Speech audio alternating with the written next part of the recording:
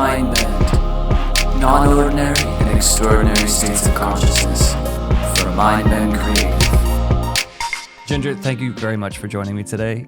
Thank you for having me. Absolutely. I figured we could talk about psychedelics through the lens of sexuality or sexuality through the lens of psychedelics. Yeah. There's a trillion questions to get into, so we can cover maybe 300 or 400 of them today. Yeah, if you have time for that. Sure, we'll give it a shot. So when you think of sexuality and psychedelics, what comes to mind? I think of psychedelics as a tool that could help people potentially stay more present during their sexual experiences, or as a tool to help people heal from sexual trauma. And we hear, when we talk about psychedelics and psychedelic therapy, medicinal psychedelics, plant medicine, ceremonies, I think there's an implication that there's transcending trauma or confronting trauma. Most of the people I talk to who have had ayahuasca ceremonies confront trauma in their past, right? Some kind of wounding, historic wounding, generational wounding. Yeah. So, what is the role that trauma plays with our sexuality? I think it's all a person-to-person basis. I think some people have navigated this world without sexual trauma. I think people's traumas and just experiences in their everyday life affect their sexuality. It doesn't necessarily need to be a trauma, but I think anything that pulls us out of living in the present moment doesn't necessarily need to be a trauma, is something that psychedelics can help people overcome. Yeah, and is good sex, is a good sexual experience an experience in the present moment? Is the present moment important to a healthy sexual experience?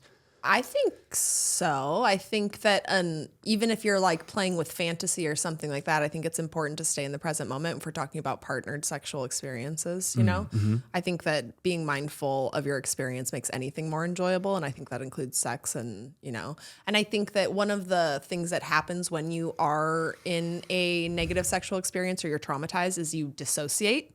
You become disconnected from your body, and we all know that that's one of the things that psychedelics help you with. Is they help you feel a little bit more integrated and in your body. Yeah, embodied is a term we hear a lot, right? Yeah. I mean, the body is a trippy thing, right? And sexuality is a trippy element of having a body. Yeah. I think for a lot of people, it can be, when we talk about the term trauma, we talk about disorientation, disempowerment, taking you out of your power, taking you out of your orientation, wherever that comes from. Having sexuality is pretty fucked up, especially the way you have to come to it as a child. Kids come into it in all different contexts, whether it's a religious context, whether it's totally being on your own, whether it's having adults who exact an influence through their sexuality by talking about it, by not talking about it. A lot of kids are left to figure it out. There's sexual trespass at an early age for a lot of us, so it is such a mixed bag, and we kind of don't really talk about it, do we? Yeah, and that's one of the things, is that it doesn't necessarily need to be sexual assault that can cause some sort of disconnection with you and your sexuality. And I think that if we look at society and the way society treats sex and sexuality, it is traumatic for a lot of people, especially if you are raised in certain, I would have to say, Abrahamic religions.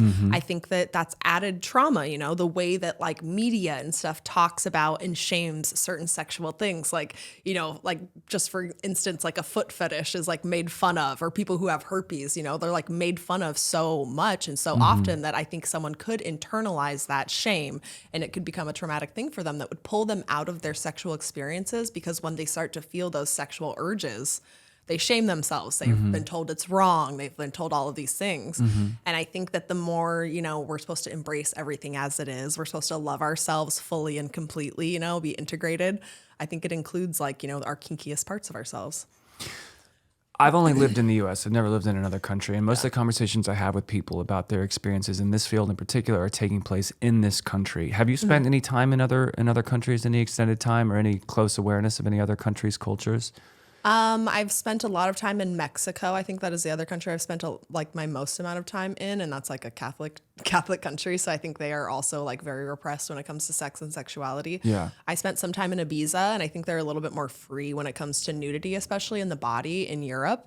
I've heard a lot of stories about people, in Finland and all these places where families spend a lot of time naked together because they don't associate nudity with sexuality. And one of my close friends was talking about how she made some comment about how there was a dad and a daughter naked together, and they were trying to explain to her we don't sexualize that, that's not You know, it's like, I think that's one of those things in this country is that when you taboo something and you're like, oh, it's so crazy. It's so, you know, like in some places, like an ankle can turn someone on because they've restricted themselves so much when it comes to seeing the human body naked that in Europe, you know, they're so used to it that it's not like they're desensitized, but they just don't associate, you know, the human body with sexuality and like as much as like we do in this country and other countries. What's at the core of the sexual desire? What's it really all about? Because we at a certain point you realize what the body looks like, essentially what it entails. What's going on there? I think there's two maybe motivating factors, or a couple main motivating factors when it comes to sex and sexuality. One is obviously like reproduction. It's like a biological urge to reproduce. And I think another one is human connection, our desire to connect with each other. And it is one of like the most intense and deeply intimate ways that you can connect with another human. Sometimes it is a way to posture, you know, you can get credit from other guys for like who you sleep with. There's like a lot of other motivations that people can have when it comes to sex and sexuality. But I think that that's where, like, you know, if you meditate and you can calm down and you can see like the urges that precede your actual like motivation to go out and like, you know, have sex with someone, you know, it's like, am I lonely right now? Like, what is it that happened before I was like, I want to go out and fuck someone, you know, like if you have those urges where you like go looking for sex like that. When I think about it, I think, oh boy, we're just these little ridiculous animals most of the time. You know, I think it makes so much sense that it's pleasurable to have insertion and intercourse because it motivates you to breed. Yeah. I feel, I mean, it just seems so pathetic. I start thinking about the aliens that were here and then had the monkeys and bred us and everything and brought up the civilization. I think that's true, but I also know so many of my friends that are like, I'm never going to have kids, you know, like they've taken the effort to like prevent themselves from having children and they still fuck all the time. So like at a certain point, it's like, is that deeply ingrained in us? Is that part of our, like still part of our biology? Those people really don't want to reproduce, you know, and they still fuck like crazy all the time. They might have even taken those restrictions on reproducing so that they could have more sex without the risk of reproducing. If you think about that, like our consciousness has gotten to such a level that I think sex, it is a little bit more than just reproduction. And people like, you know, they get their tubes tied or they get vasectomies so that they don't reproduce and they can keep having sex without the risk of unplanned pregnancies. But don't people feel innately some kind of psychological bonding from sexuality a majority of the time, or at least a healthy amount of the time? How your brain works when you're like having sex and stuff. Like it releases certain, you know, chemicals that, they cause bonding in us. Yeah. Well, I'm more inclined now to feel like I'm would hold on to something more dramatically now than I was earlier in my life, you know. Do you think it has a relation to do with your consciousness levels, or do you think or like your healing? Well, I think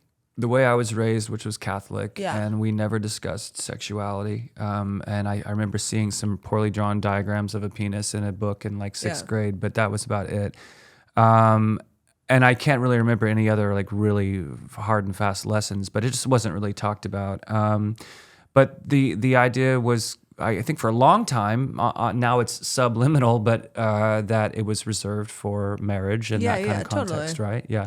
But in terms of, what do you say, evolution of, of consciousness? You know, so like, you know, like has it always been that you want to like hold on to that person? You said it was more like that now. And I was wondering what might have caused that well, change. I think honestly, like part of it is trying to live more skillfully and not hurt people. Like, and I feel like that happens, you know, like, and it's happened. You don't want to use people. You don't want to use people. But, you know, in my early 20s, I was incredibly promiscuous because it was just a huge priority for me. And a lot of it for me had to do with, I got made fun of a lot when I was a kid for the way I looked. People made fun of my ears, my teeth, my body, and it made me feel really undesirable physically. Yeah, totally. So a way to come back at that was when girls started paying attention to me. I just wanted to fuck all the time and have as much of that as possible and really kind of reaffirm myself that way. And people got hurt. I hurt people that I cared about, you know, and that sucks to have to look back on like that, you know.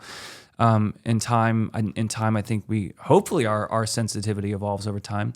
At the same time, I think there's such a wide variety in people, aren't there? We've already addressed that, but like, if some people choose to utilize sex in a different way. So I've always been interested in people who are able to utilize their sexuality in a different context, I think, than what I kind of grew up with. And even in the addictive ways that I sort of used it as a young person. Yeah. I think that every single person's experience is going to affect how they use sexuality now. And I think that I am definitely exposed to a different group of people who maybe use it, for profit. They use it for a bunch of different reasons. I mean, but I think besides when it's for work, I think it is like most of the time people want to connect, or like you said, that you want to be wanted. Yeah.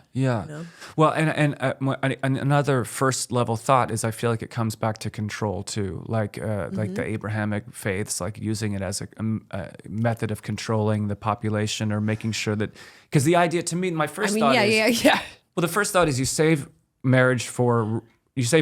sex for marriage, so that you keep everybody in line, right? Totally. And they're easier to control they're in that social contract. And it also makes paternity a little bit easier to figure out when your wife has been a virgin until she met you, and that those are your children and they're gonna work on your farm or whatever. I think that is where a huge part of monogamy came from, honestly. And I think that honestly, if you look at sexually free countries, they're free in a lot of other ways. And what comes to mind? What's a sexually free country?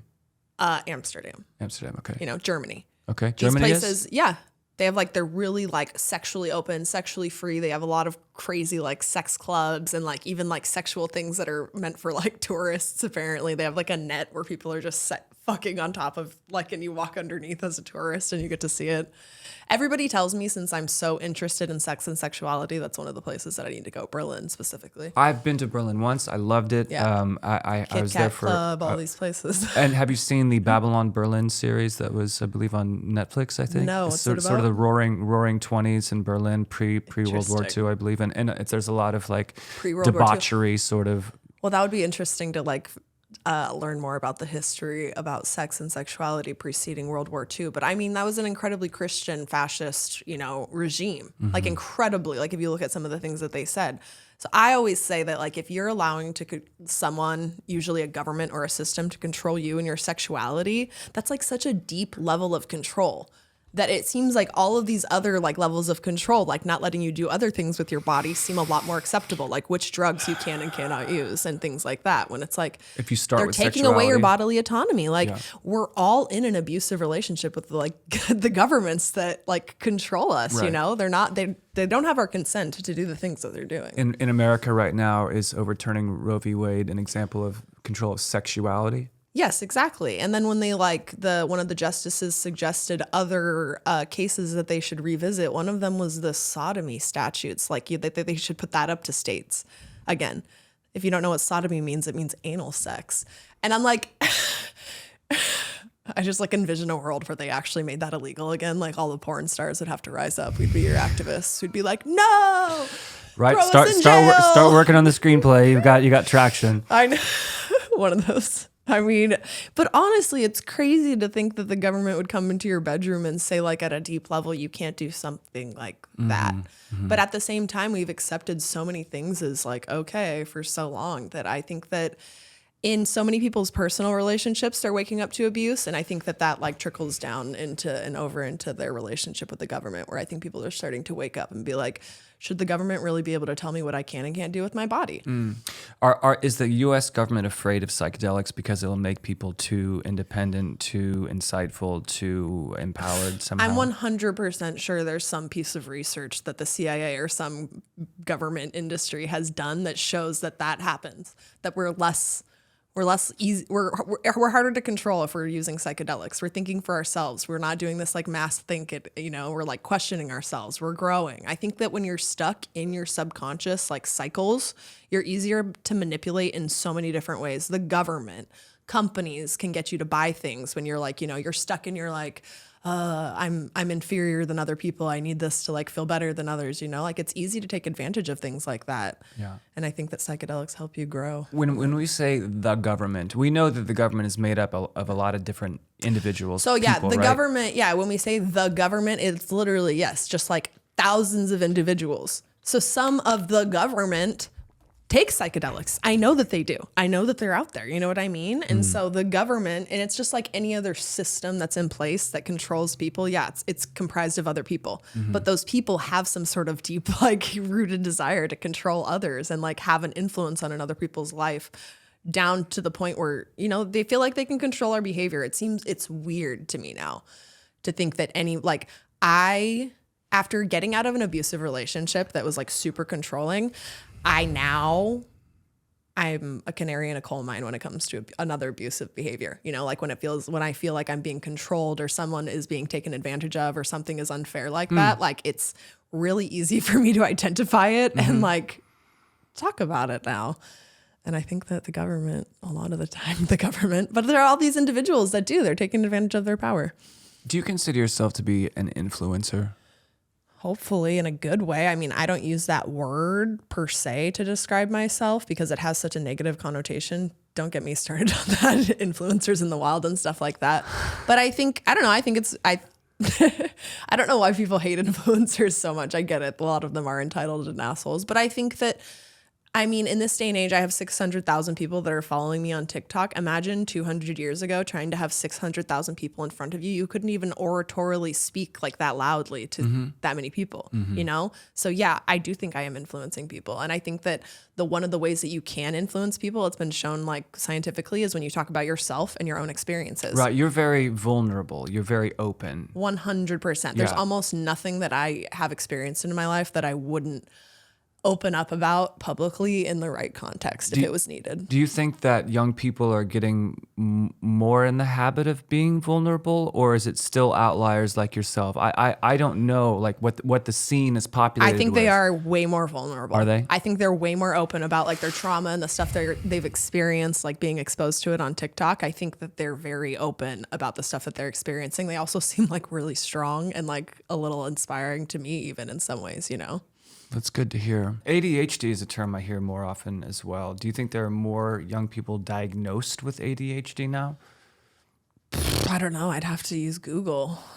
Yeah, I've got Google here. I guess we could probably... I mean, that's like a talk about the insurance industry and the way that therapists work and how they can't be reimbursed unless they diagnose someone with something. So I think that a lot of therapists are incentivized to diagnose people, like, and put a label on things because it's the only way they can get their money. Right. Well, that comes up in the conversation about psychedelics a lot because where we're headed with psychedelics nationally, there's maybe you could break it down to two camps: decriminalization and legalization. And legalization seems to be couched in the therapeutic pharmaceutical setting, right? The therapy model that it's about, that it's going to be entrusted to those industries to sort of like be the custodians of this new access, right? To whether it's a real psychedelic or a psychedelic analog. And I know people that are really concerned about that too. We discussing yesterday at length this over medicalization of normal, you know, of what the human condition is, right? Depression, anxiety, these abstract concepts that are considered ailments that are close to neurological diseases that are more easily tracked. But a lot of people are getting medicine for a lot of different concerns, and depression and anxiety is one that I'm tracking very closely. Do you know anybody that's using psychedelics to mitigate their experiences with conditions that could be called depression or anxiety? I mean, I think I would be considered in that realm, honestly. I think I notice sometimes myself slipping into those like dark cloud like moments, and like I do feel like microdosing on psychedelics is one of those things that helps pull me out of that. I don't know anyone else personally. Yeah. So you've not spoken with anybody in your peer group about I've been utilizing... diagnosed with depression and anxiety in the past. Yeah. It was like in 2017. I was seeing a therapist in Connecticut and I was diagnosed with depression and anxiety. I've been diagnosed with PTSD before. So through therapy, through going of your own volition to a professional. Yeah. And then have they recommended medication? One of my therapists in Connecticut really wanted to put me on anxiety medicine, but she said that she couldn't do that until I stopped smoking weed because I smoke weed all the time. And what was the problem there? Why didn't they work together? I don't know. I didn't ask. Yeah. What does weed do for you? It calms me down. It makes me feel good. Weed has always made me feel terrible. Yeah. Yeah. I have a different sort of anxiety profile. I mean, we all have different like brain receptors and cannabinoid receptors, and like eventually we're gonna have like some sort of like gene mapping so that you'll know which drugs work for your like genetic makeup and stuff like that in the future. Yeah. I mean, feeling good is desirable, right? We always want to feel good. This is some Buddhism shit. Yeah, and we are always chasing desire too, right? And that's one of the things that I notice, like if I'm chasing desire and I'm chasing the next like happy experience, I'm not necessarily like as happy. Because what's on the other side of the coin for happiness or like pleasure is pain, you know? And I think that a lot of what motivates humans is to try and avoid the painful things, which I think causes a lot of our dysfunction, because I think those painful emotions are like part of the human experience, and we push them down and we suppress them so much that they come up in ways that we don't even realize later. Have you spoken to any peers about MDMA being utilized in particular to serve a function to facilitate sexual desire?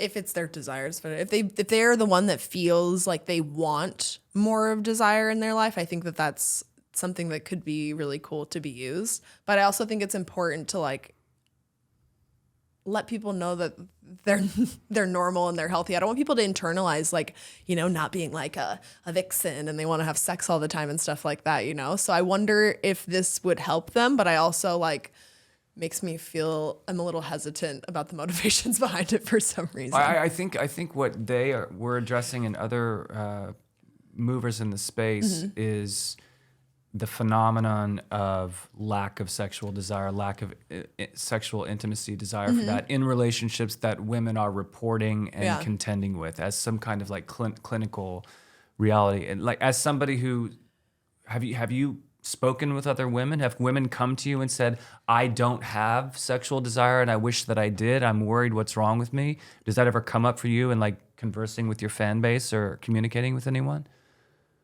Not really. Really? I think that there's some women that are like, you know, disconnected with themselves and their own sexuality. And I think that could be one of the motivations that would cause some sort of lack of desire. And I guess MDMA assisted therapy could help with that.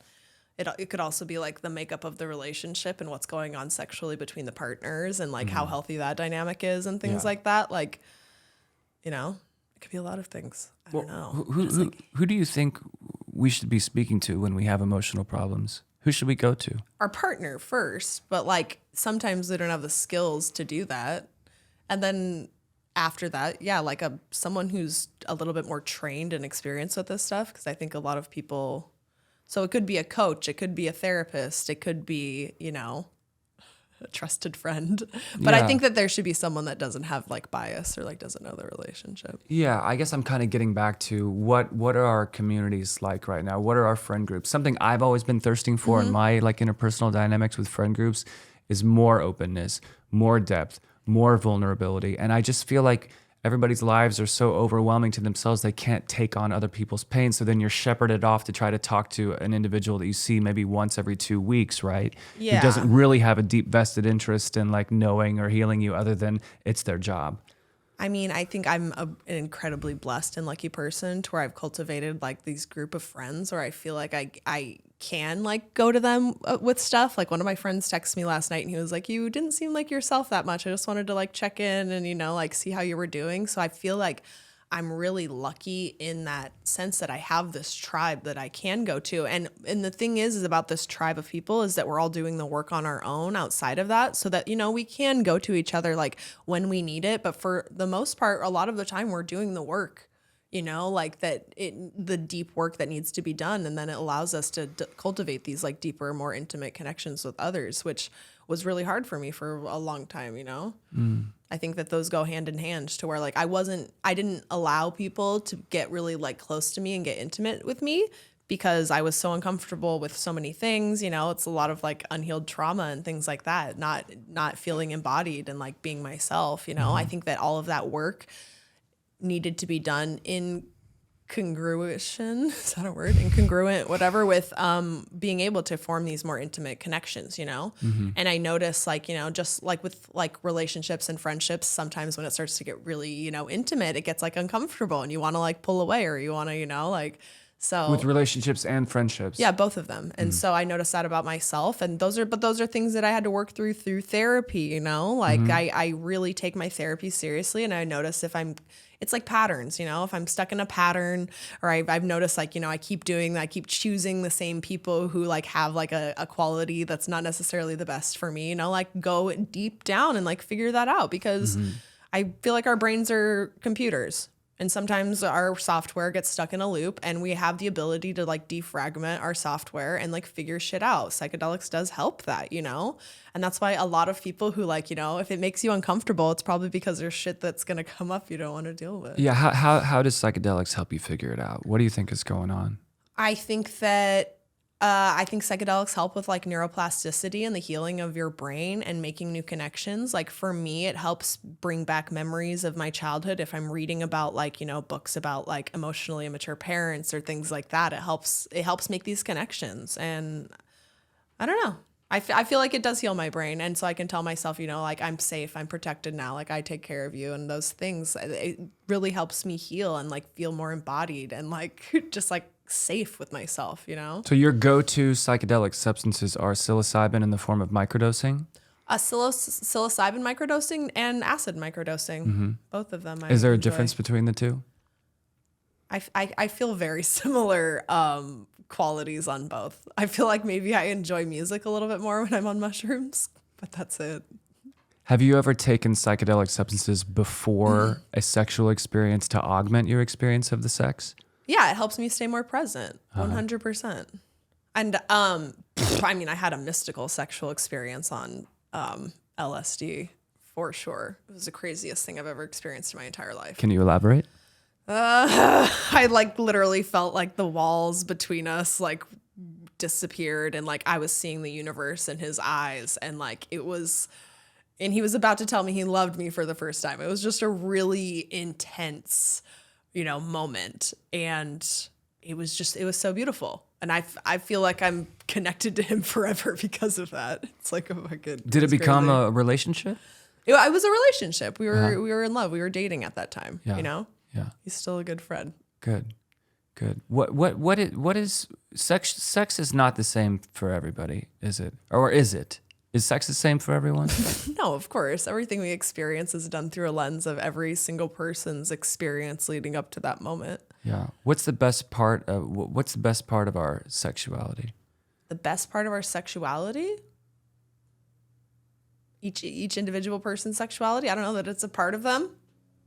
That it's part of you. Just that it it exists, that it's there, you know? Like I think that so many people try and fight against that part of themselves. You know, we've been taught to fight against that part of ourselves for so long and shame that part of ourselves, whatever it is, you know. A lot of the time, like your experiences shape what turns you on. I fully believe that our sexual fetishes are like one of two things. It's like how our brain is lined up and wired up and stuff. And then the other one is how we experience the world translate to our sexual fetishes and our sexual desires. And like, for the most part, we have no control over that. Like in life, we have little control over most things, but we have control over how we react to that, you know, and whether or not we shame ourselves or other people for those sexual desires and urges, you know. And I think that we're starting, as people like, you know, get away from religion, they're starting to, you know, think for themselves when it comes to this stuff and realize that it's not just about procreation, and it shouldn't just be done under the confines of monogamy between like, you know, a married couple, you know.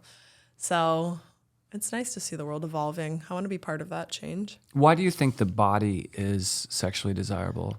Why do I think the body is sexually desirable? Why do we desire the body? Why do we have certain things we like about the body or we're drawn to in the body? Our experiences with those body parts leading up to that moment, society, advertisements, and our brain's chemistry and how it's lined up. I think it's a combination of all of those things.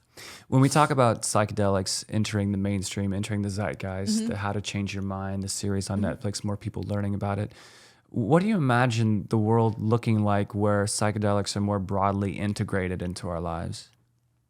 It would be cool, you know, like I have so many ideas for when it's like broadly accepted and legalized what that world is going to look like, like drunk history, but like, you put people on other drugs. I would create a sex series where me and like people would like, on my OnlyFans would, take the same drug and have sex with each other and see what that would be like and like talk about it and describe what's going on, like things like that. I think that, I think a lot of cool art and entertainment is going to be created once it's legalized or decriminalized. Honestly, I push for decriminalization as a sex worker. Obviously, I push for decriminalization.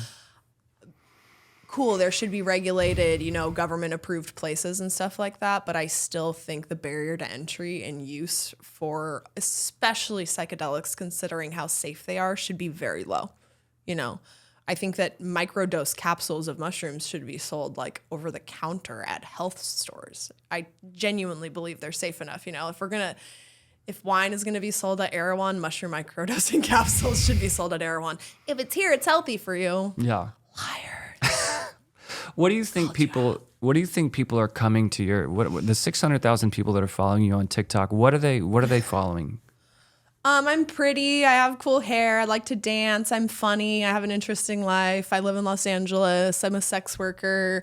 I used to talk about cryptocurrency a lot, so they would come to that. I can clap my ass cheeks. That's enough to choose from, I think.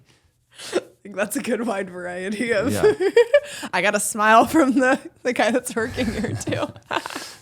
When we talk about sex worker, what does that term mean exactly? A sex worker is anyone who uses their sex or sexuality to like get a reaction out of the customer, I think. So it would be like a stripper, a cam girl, a porn star, a sugar baby even would be considered a sex worker. But I think that just like in a lot of other marginalized groups, people want to say like, well, I'm not associated, I don't do full service. Well, I don't do this. Well, I don't do that, to like make themselves feel better about technically being a sex worker.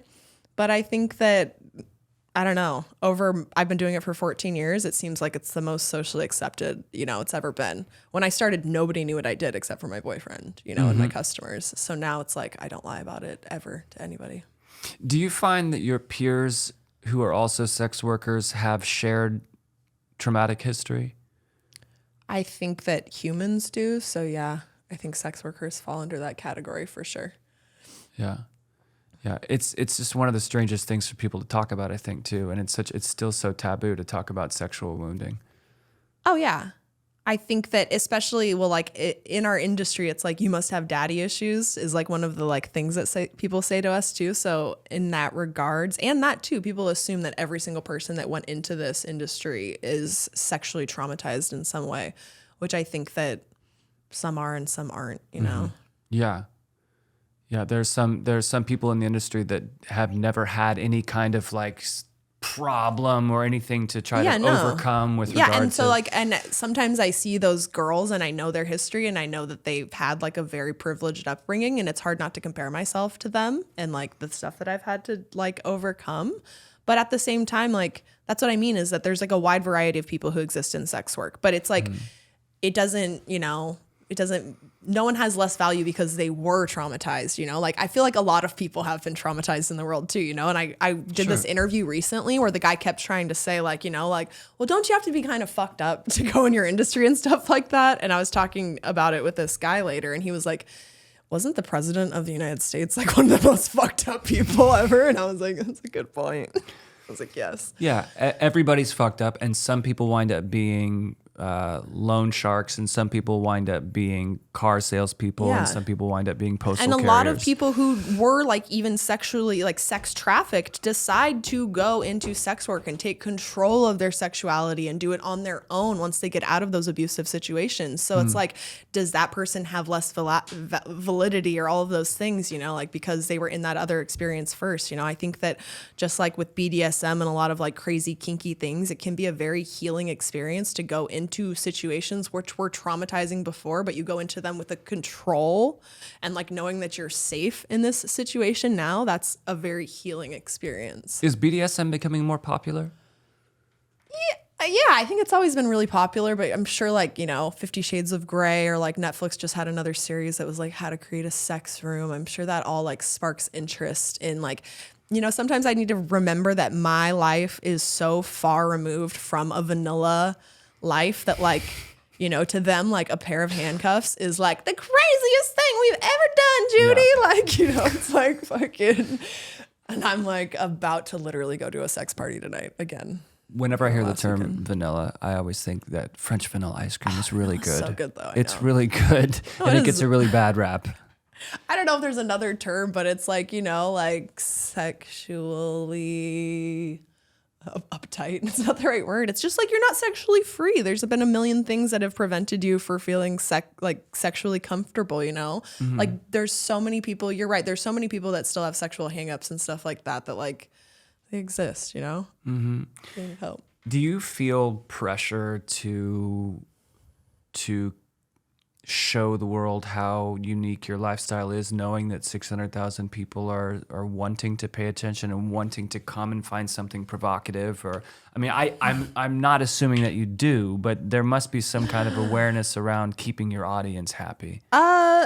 Regularly. It does. I don't think my audience definitely doesn't motivate or incentivize like me to live my life in any sort of way. Like I could record more of my life and show them. I always have a goal every week. I'm going to do a little mini vlog of my week and show them like, cause it's so cool. And then I forget to do the vlog, because I'm very present. I am living in the moment to the point where like I managed to, make my social media and do all of that. But like my friends always come up to me and they're like, I can't believe that like you do your social media the way you do and you're on your phone less than us, like all the time, no matter what. I'm always like, I try to be very, very present when it comes to my phone. So, I mean, I could do more to show them how interesting my life is. I usually forget. How often are you posting? What's that like? What's the schedule? Do you work with a manager to set it all up? Is it all, it's all in No, your I own? do everything. And Yeah. it's literally just like, oh, I thought of something interesting. Like last night I was on the dance floor. I have like a list of TikTok ideas, If I look good and I have my hair and makeup done, sometimes I'll go through the idea list and I'll do one of them. Or if I have a sound favorited on TikTok, I'll just go through and like do a little dance or like voice, whatever it is, mock it. What is it called? Lip sync? Lip sync it? Yeah. Something like that. It's very organic. It's not like I don't have hours. I don't do anything like that. Sometimes I don't post for days. Sometimes, I post 7, 8, 9, 10 times in a day. It literally just depends on the day. Yeah. Where do you think people are going to learn, jumping back to psychedelics, where are people going to learn about? Honestly, Dance Safe is one of my resources for a lot of drug information. Erowid.org was like my first introduction to drug information to What's the site? Erowid, EROWID.org. It is literally just like facts. It has like a little chart, peak onset duration of like, mushrooms, acid, any drug that you take, the amount of hours. If you take this much, what your feelings are going to be like. If you take this much, what your feelings are going to be like. It's like when I went to college, I thought that heroin and weed were equally as bad because of the way that we are like taught in this country. All drugs are bad. There's alcohol and then there's drugs and all drugs are bad. My boyfriend was like, holy shit, you can't think that. You literally need to start educating yourself about drugs, And so I started reading. There's like vaults. It's a great resource when it comes to drugs. I use it all the time. Every time I take mushrooms and I'm feeling a little overwhelmed, I'll go on erowid.org and like just look at the chart that shows like you have a little peak and you kind of like, then you come down. Have So you it heard of always the makes me feel Fireside good. Project? Are you familiar with them? Fireside? Yeah, a Fireside Project. So it's a phone number and a line that you can call and talk to somebody like while you're having a psychedelic experience, sort of interesting. check in, or maybe even before or after with the integration. Wow. Yeah, if things are kind of out of control or I've you never just heard of want that. to. Yeah, it's new. All of this is so new, Yeah, right? of course. Yeah. Yeah, it's just it's a wild world. It's highly unique, and we have this conversation that we're monitoring and a part of about where we're going, how we're expanding, And sometimes I worry that like with alcohol in particular, how it can be used to check out of a situation, and I worry about present-mindedness. So I was like, this is one of the things I wrote into my notepad last night while I was at the concert in the middle of writing it, was that I Who'd think you see last night? my friend Lucy Tudor opened for Lay Youth at the Roxy Theater. So I went to go support her. I was thinking about how I like to take substances that make me feel more conscious and more present. I used to take alcohol because it was a disassociative. It numbed me, it was a depressant. Right. And now the substances that I take, I don't think you can take mushrooms to disconnect. I think it's like, I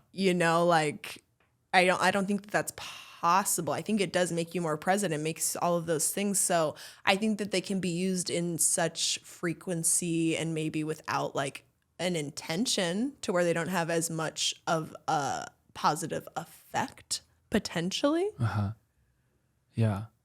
Yeah, but I wonder about how policymakers are educated correctly, how open they are to being educated. Are you kidding me? I don't trust the government at all. The government sucks.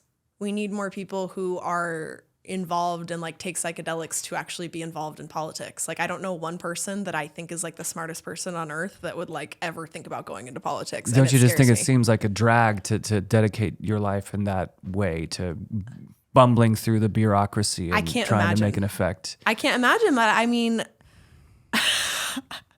I wish I had more faith.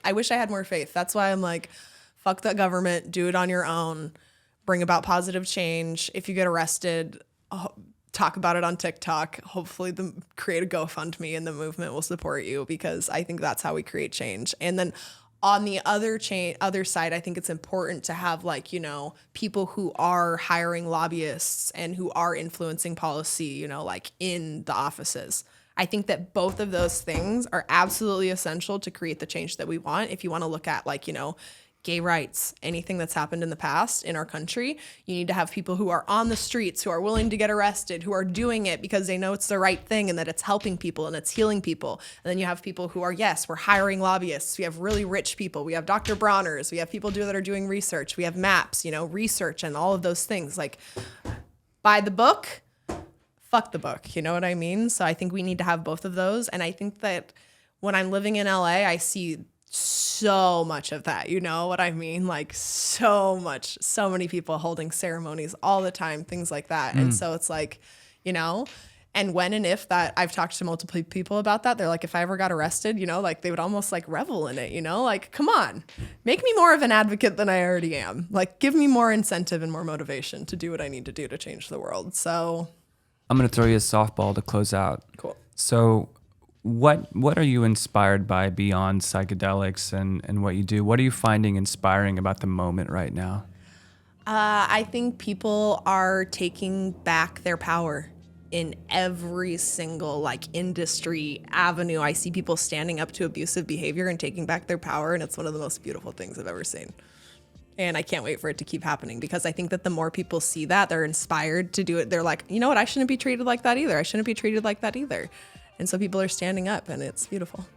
Ginger, thanks for taking the time to come by and talk to me. Thanks for having me. We'll do it again sometime. And also, I was on mushrooms this whole time.